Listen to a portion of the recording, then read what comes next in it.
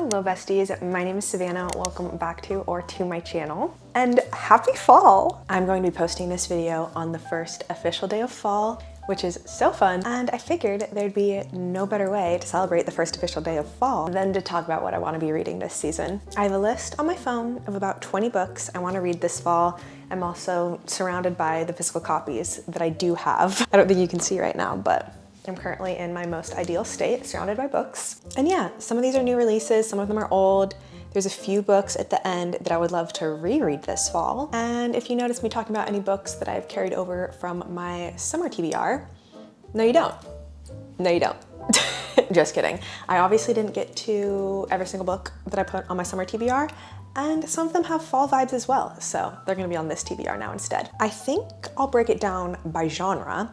Let's start off by talking about fantasy, because that is the largest chunk of books that is on my fall TBR. If you saw my book haul that I posted a few days ago, you saw that I got Babel by R.F. Kuang. This is gonna be the first book that I've read by her, and I am just so excited to read something she has written because she seems like such an interesting, intelligent person. And this book seems very intricate and layered. It's about a student who goes to Oxford to study language and translation. And when he gets there, he discovers that this institution is not all that it's cracked up to be. This book is dark academia. And when I think of dark academia, I think of fall.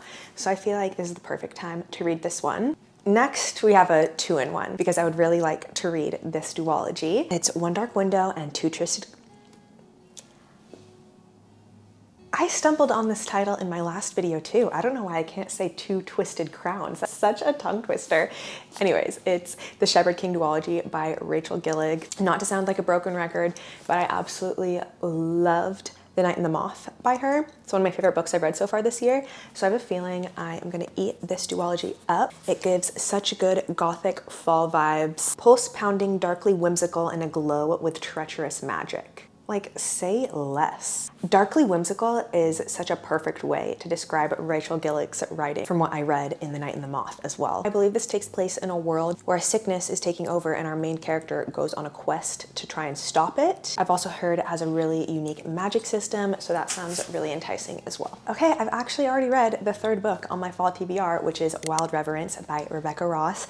I read it in a video reading the highest and lowest rated books on my TBR, so you guys should totally go check out that video because I really enjoyed that book. It's a prequel to the Letters of Enchantment series, which is one of my favorite series ever. In the Letters of Enchantment duology, we're following two mortals whose country is at war. Are gods from the Skyward Realm and from the Underling Realm who are using the mortals to fight their battles. And our main characters and divine rivals are journalists who go to report on this war. But in Wild Reverence, we get the perspective of one of the Underling gods and what was going on in her life prior to this war. I'm a huge fan of Rebecca Ross's writing. I think it's so poetic and so beautiful. And yeah, I really enjoyed Wild Reverence. Next, we have a book that we are bringing over from my summer TBR, Rare Bones in the Midnight Soil by V.E. Schwab. And honestly, I am not mad that I ended up saving this one for the fall because it has vampires in it. And what better time to read about vampires than spooky season, right? Anyways, the only other book that I've read by V.E. Schwab is The Invisible Life of Addie LaRue, and that is honestly one of my favorite books. I feel like she does something kind of similarly in this one, where we are following different perspectives across different timelines.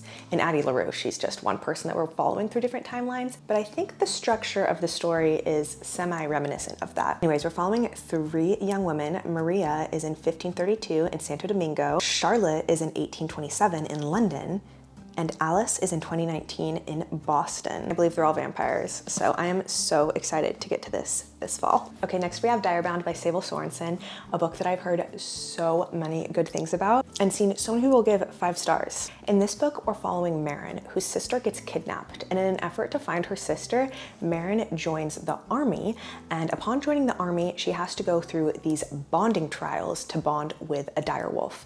And these trials are deadly, dangerous, and not many people come out of them. Similarly to how we have people bonding with dragons in Fourth Wing, in this one we have people bonding with direwolves, which sounds so interesting. It's bond or bleed, duel or die. Failure is ruin. So this sounds pretty high stakes. Okay, the next book I do not have a physical copy of. I believe it's on Kindle Unlimited, so I'll probably be reading it on there when I get to it. But it's This Woven Kingdom by Tahera Mafi. And I put this on my TBR because I was told that if I enjoy Once Upon a Broken Heart, I could also really enjoy this series. And Once Upon a Broken Heart is one of my favorite series ever. I'm still at the restaurant, so I'm always looking for series that will give me that vibe. That's why I read so much YA fantasy. I just want to feel the same way that The Ballad of Never After made me feel. Anyways, I don't even know what this was about. I just heard if you like Once Upon a Broken Heart, you'll like this, and I was sold. But let's see what Goodreads says. Clashing empires, forbidden romance, and a long-forgotten queen destined to save her people. Epic romantic trilogy inspired by Persian mythology, perfect for fans of Leigh Bardugo, Tomi Adeyemi, and Sabaa Tahir. This is the explosive first book in a new fantasy trilogy. Okay, well, I don't think it's new anymore. Came out in 2022, not that old. Anyways, I can't wait to read this. Okay, I've been a little bit let down by my Fairy Loot subscription this year, but I actually have 2 books that I received that I really want to read this fall. The first is The Glittering Edge by Alyssa Villaire. Desperate to save her mother from a deadly curse, Penny is forced to join forces with 2 bitter enemies from rival families, unraveling a dark, twisted secret that threatens everything she knows. As dark secrets emerge and magic spirals out of control, she risks her heart and her life to uncover the truth. Okay, so this is giving dark magic. It's kind of giving witchy vibes, which totally gives me fall energy. And these sprayed edges in the moon really give fall. So I'm excited to get to this one. How many times have I said that? Take a shot every time I say I'm excited to read this. Actually, don't do that. That would not be safe. And then we have Immortal Consequences by Ivy Marie. This one is dark academia, trials. There's 6 students that we're following, so I've heard it kind of gives the Atlas 6 vibes. And for all those reasons, is also very much giving fall to me. Okay, on to my next category of books. It's a category that I've kind of made up in my head. It's fiction or romance books that have some like magical realism or magical elements in them. The first of which is Alchemy of Secrets, Stephanie Garber's new release. I've actually had this arc for a shocking amount of time. I cannot believe that I have not read it yet. It just gives such fall vibes. So I think that's why I've held off. I think I've also held off. I do tend to do this if there's a book that I'm really excited about or a book that I feel like will be a 5-star read for me. I wait until the vibes are completely perfect for me to read it because I get scared that if the vibes aren't completely perfect, it won't be a 5-star. So then I put it off. It doesn't really make a lot of sense when I say it out loud, but that's what goes on in my brain. But yeah, this takes place in LA in a haunted hotel, I believe, and it's by Stephanie Garber, so I'm gonna read it and I'm probably gonna love it. Next is another one that I'm probably gonna read on my Kindle. It's The Kiss Curse by Erin Sterling. It's the second book in what I believe is a trilogy, the first being The X-Hex. I read The X-Hex 2 years ago and loved it. I actually read it on Halloween and it was just the perfect magical, witchy, cozy, hallmarky vibes. I imagine at some point this fall I'll want those vibes again. And lucky enough for me, there's a second book in that series that I will get to. In The X-Hex, we're following this witch who accidentally curses her ex, and it's a second chance romance. He ends up coming back to their town. Their town gives very much Halloween Town vibes, and they obviously rekindle things while trying to save the magical ley lines that the town is built on. Ley line? Is that ley lines or ley lines? Ley lines. Anyways, I think The Kiss Curse is following our main character's cousin from The X-Hex. And she has this like witchcraft shop, which tourists come into and buy things from because they think it's cute and kitschy, but little do they know, she's actually a witch. And I think she's gonna have a romance of her own in this book. The last book in my magical fiction or romance category is Soul Searching by Lila Sage. I am so intrigued to read this book because I really liked the Rebel Blue Ranch series by Lila Sage, but all of those books were just general romance. In Soul Searching, it's a paranormal romance, I think with a ghost. And I imagine it also takes place in a small town. So that just sounds so fun.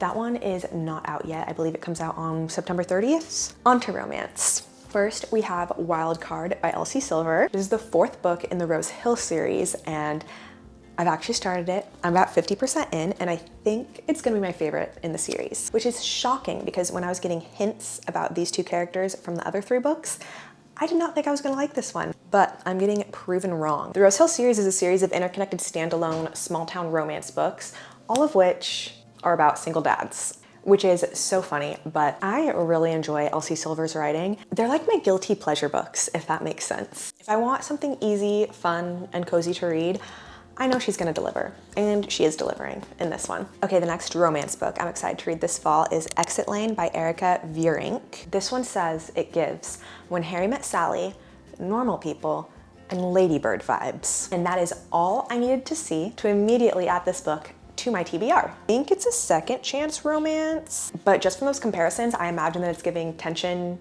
angst, and yearning, and that sounds awesome. Also, this is from 831 Stories, which I think is a publisher that primarily publishes romance novellas. I've read one other from them. Big Fan is what it was called. And I really liked that one. So I'm hoping I'll really like this one too. Okay, the next book that I wanna try this fall is Binding 13. This is such a polarizing book. I feel like it's either people's favorite book or they hate it. And I'm just so intrigued to see where my opinions fall. I know this series touches on a lot of dark and intense topics like abuse, depression, and so many more. So I'm definitely gonna have to be in the mood to pick it up. I believe it is on Kindle Unlimited, and I'm just so intrigued. Like, I need to know if this series is for me or not. And it takes place at a school, and fall is like back to school season, so I feel like now would be a good time to try it out. But I will definitely let you guys know what I think of it when I get to it. Okay, moving swiftly along to fiction, I actually have a couple classics that I would love to read this fall. When I was in England, I picked up a little book of Oscar Wilde quotes and became obsessed with him. I had no idea that he was so funny and interesting, so I immediately got The Picture of Dorian Gray, which I've heard is like the blueprint for dark academia. And if you haven't caught the vibe already, I'm setting myself up for a dark academia fall. Anyways, I think this is gonna be a very witty commentary on arrogance and narcissism. The classic that I'm actually really excited to get to rather than being intimidated by, so that's awesome. Okay, I also have Madonna in a Fur Coat. I also got this one in England, and I was intrigued by it because when that trend was going around on TikTok where people were sharing their book recommendations for the song Party For You by Charlie XCX, this book kept coming up and people said it has extreme and intense yearning. So I'm sad. It takes place in 1920s Berlin. And when I was in England, I actually read the introduction, the prologue that talked about the author's life. And it was so fascinating. He's a Turkish man who was kind of coming of age during a lot of political unrest in Turkey, which influenced his writing a lot. Okay, another book that is coming over from my summer TBR is The Favorites by Lane Fargo. This is a book that I've been really wanting to read literally since it came out at the beginning of the year.